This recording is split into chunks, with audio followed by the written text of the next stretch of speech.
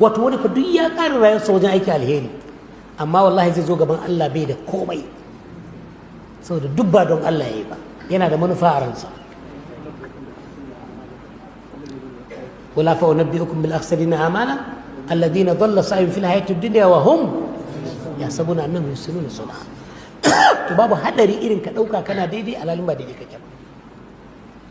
shi kuma da yake ibada bisa bid'a shi ma makomarsa kenan wato yana aiki wanda yana zaton mai kai shi aljanna ne amma shi ya sa kansa ko kuma wani ya sa shi ba Allah da manzo ba to irin su ne wa badalahum min Allah ma lam yakunu yahtasibun wa badalahum sayyi'atu ma amilu wa haqa bihim ma kanu bi yastahzi'un miyagun ayyukan su kawai za su rika gani na lada duk su lalace Allah ce wa haqa bihim ma kanu bi yastahzi'un abinda suke izgili da shi sai ya dawo ya zama musiba a gare su don haka fal yawma la yu'khadhu minkum fidyatun wala min alladhina kafaru munafiqai ba a karban fansa a gare ku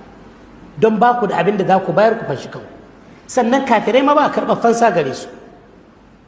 ma'awakumun nar makomar ku ita ce wuta ba ku da wurin shiga in ba nan ba inda za a kai ku don daga wuta sai me sai aljanna kuma ku ba ku cancanci aljanna ba don haka labudda ku tafi wuta hiya maulakum ita ce majibinciyarku wa bi'sal masir tir da wannan mummunan makoma Allah ka kare mu daga mummunan makoma